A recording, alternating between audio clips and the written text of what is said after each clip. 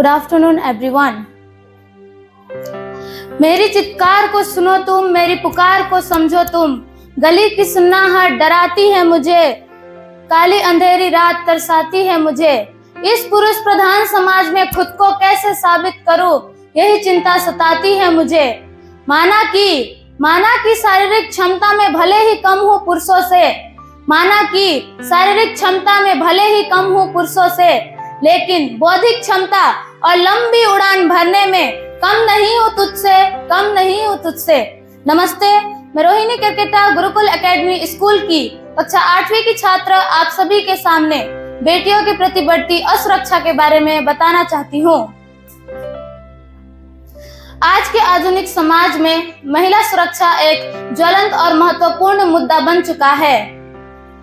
भारत सरकार द्वारा बेटी बचाओ बेटी पढ़ाओ, महिला हेल्पलाइन आदि जैसी अनेक सुविधाएं देकर महिलाओं को सशक्त और सुरक्षित बनाने की कोशिश की जाती है।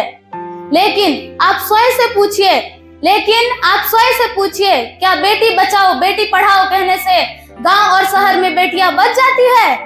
अगर ऐसा होता तो दिसंबर 2012 दिल्ली में निर्भया हत्याकांड न होता। अगर ऐसा होता तो कुछ ही महीनों पहले कोलकाता के आर्जिकल मेडिकल कॉलेज में एक महिला डॉक्टर की निर्ममता के साथ हत्या नहीं होती। आए दिन समाचार पत्रों में महिलाओं के अपराध की संख्या बढ़ती ही जा रही है। इस प्रकार न जाने कितने ही उदाहरण हैं जो महिलाओं के सुरक्षा के ऊपर प्रश्न चिन्ह बनकर खड़े हो जाते हैं। इंटरनेट के इस दौर में महिला और फिल्मों और अन्य टीवी कार्यक्रमों में महिलाओं को कई बार गलत तरीके से चित्रित किया जाता है, जो पुरुषों में महिलाओं के प्रति गलत धारणाएं रखने के लिए प्रेरित करती है।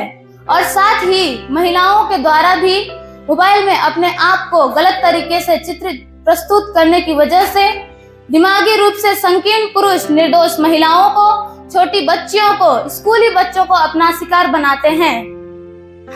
इस बढ़ते हुए अपराध को, असुरक्षा को रोकने के लिए हम सभी को जागरूक होना होगा। मैं आप सभी से पूछती हूँ, क्या बेटियों की सुरक्षा की जिम्मेदारी सिर्फ सरकार की है? क्या बेटियों की सुरक्षा की जिम्मेदारी सिर्फ सरकार की है? जब माँ, बहन, बेटी हमारी है तो सुरक्षा की जिम्मेदारी भी हमारी ही बनती है। इसलिए देश को महिलाओं के प्रति सुरक्षित बनाना है तो सबसे पहले अपने घर, अपने गांव, अपने समाज को सुरक्षित बनाना होगा। पुरुषों को महिलाओं के प्रति इज्जत, मान, सम्मान की भावनाओं को बढ़ाना होगा। इंटरनेट के सही उपयोग के लिए बच्चे, बूढ़े, युवा सभी को जागरूक करना होगा। अंत में इतना कहते हुए मैं एक कविता कहना चाहती हूँ। मैं आज की बेटी हूँ, इतिहास रचने वाली हूँ, पढ़ जिसे गर्व महसूस करे वह इतिहास बनाने वाली हूँ। बेटी हूँ आज के खुले आसमान में उड़ना चाहती हूँ, बांध अपने जिम्मेदारियों का गुच्छा, अपने सपनों को पूरा करना चाहती हूँ, अपने सपनों को पूरा करना चाहती हूँ। धन्यवाद।